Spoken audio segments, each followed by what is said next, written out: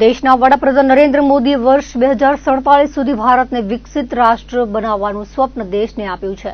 વિકસિત રાષ્ટ્રની પરિકલ્પના ત્યારે જ સાકાર થશે જ્યારે દેશના તમામ ગામડાઓ અને છેવાડાના વિસ્તારો વિકસિત થશે।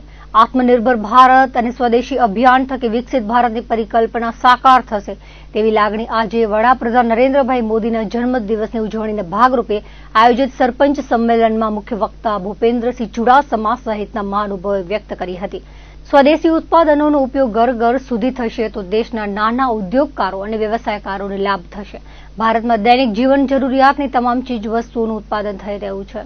અનેક નવા સ્ટાર્ટઅપ શરૂ થયા છે ત્યારે સર્વે દેશવાસીઓ વિદેશી ચીજવસ્તુઓનો મોહ ત્યાગ કરી સ્વદેશી બનાવટની વસ્તુઓનો ઉપયોગ કરશે તો તેનો લાભ લઘુ અને સૂક્ષ્મ ઉદ્યોગકારો ગૃહ ઉદ્યોગને થશે। સરહદી કચ્છ જિલ્લાના અંતરિયાળ ગામોમાં સ્વદેશીનો સંદેશ પહોંચાડવા સરપંચ સંમેલનમાં ઉપસ્થિત ગ્રામ્ય સુકાનીઓને પૂર્વ મંત્રી ભૂપેન્દ્રસિંહ ચુડાસમાએ માર્ગદર્શન આપ્યું હતું।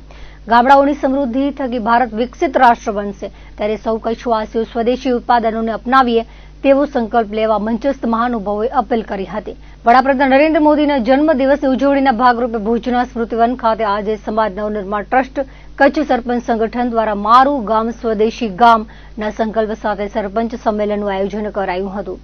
કચ્છના સાંસદ અને પ્રદેશ ભાજપ મહામંત્રી વિનોદ ચાવડાએ જણાવ્યું હતું કે દેશના વડાપ્રધાન નરેન્દ્રભાઈ મોદીએ દેશવાસીઓને સ્વદેશી અપનાવવા અપીલ કરી છે।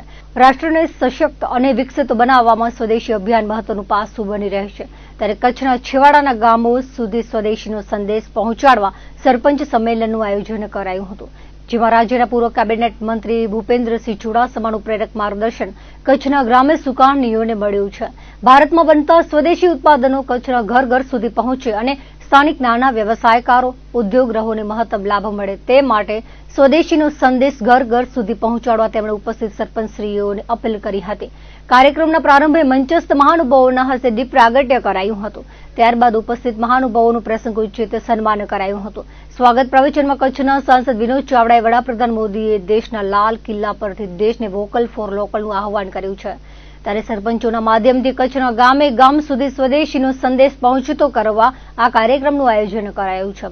વડાપ્રધાન મોદીના આહવાનને ઝીલી લઈ સંભવત રાજ્યમાં પ્રથમ આ પ્રકારનું આયોજન કચ્છમાં થયું હોવાનું રાજીપો તેમણે વ્યક્ત કર્યો હતો।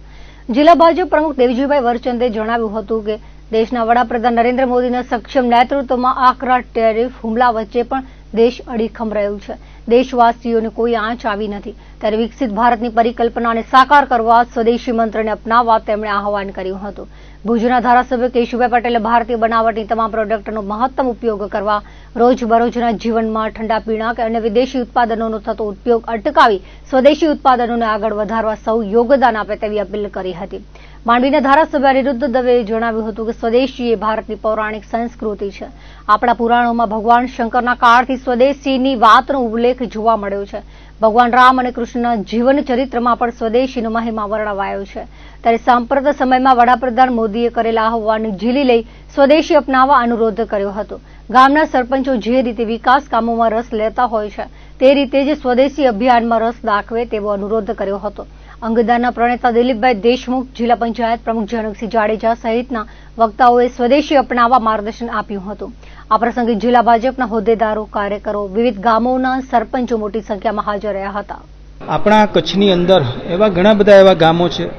કનકપર ગામ છે કે જે 100% વરસાદી પાણીનો સંગ્રહ કરે છે, અહીંયા રિચાર્જ કરવામાં આવે છે। એવી જ રીતે જનકપર ગામ છે તો જનકપરની પણ એક અલગ વિશેષતા રહી છે। ત્યાં કણે જે છે કે અત્યાર સુધી સમરસ સરપંચો થયા છે। બહારના કામ વગરના કોઈ ફેરિયાઓને ત્યાં ગામની અંદર વેચાણ માટે એ રીતે આવવા નહીં દેવા, એટલે આમ અલગ અલગ વિશેષતા છે। PM સૂર્ય યોજના અંતર્ગત પણ આજે ગુણાતીતપુર હોય, આજે ખીરસરા રોહા ગામ હોય, અન્ય મુન્દ્રા તાલુકાના પણ 1 થી 2 ગામો છે। એટલે ઘણા બધા ગામો એવા છે કે જેમણે કાંઈક એક પોતાની અલગ છાપ ઊભી કરી છે।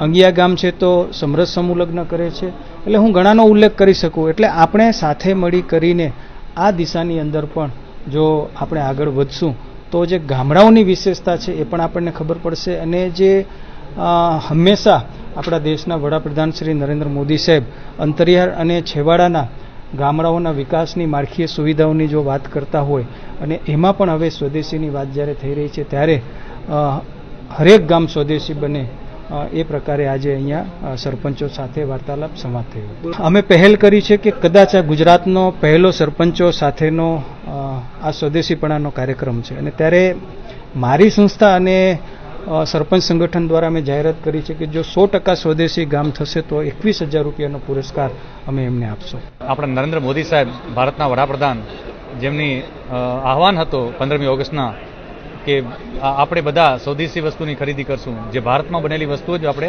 ખરીદી કરશું.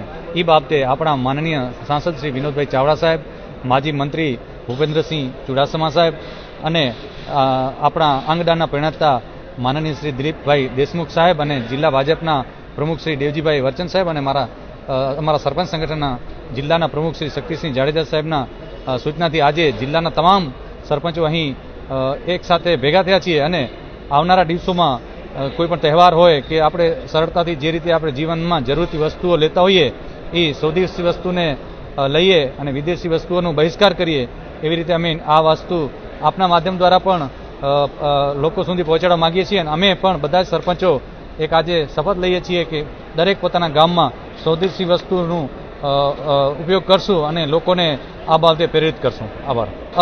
ખાસ તો આપણી જે કલા અને કારીગરી જે છે, જે કચ્છના લોકો પોતે બનાવતા હોય છે એને પણ પ્રોત્સાહન મળે અને બીજો ઘણી બધી ઠંડા પીણાની એવી વસ્તુઓ છે કે જે વિદેશથી આવતી હોય છે અને આપણા સેહત માટે પણ ખૂબ નુકસાનકારક છે. એ બધી વસ્તુઓ આપણે જે લીંબુ શરબત છે કે બીજા જે આપણા જે પીણાઓ છે એને આપણે મહત્વ આપીએ, એ રીતે અમે કાર્ય કરવા માંગીએ છીએ. મારા ગામમાં મારું ગામ સ્વદેશી ગામ એ બાબતે અમે જનજાગૃતિ માટે એક અભિયાન કરશું, ઘરે ઘર જઈ અને લોકોને મળશું અને જે ભારતમાં બનેલી વસ્તુઓ કે જે ભારતના જે વિકાસ માટે જે ઉપયોગી થતી વસ્તુઓ અહીંથી જ ખરીદે અને એનો ઉપયોગ કરે એવા પ્રયત્નો કરશું.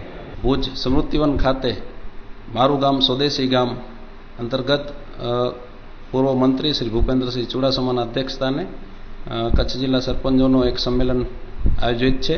એમાં જિલ્લાના સરપંચશ્રીઓ ઉપસ્થિત રહી અને ગ્રામજનોને સ્વદેશી માટે જાગૃત કરે એ ઉદ્દેશ્યથી એક કાર્યક્રમનું આયોજન છે.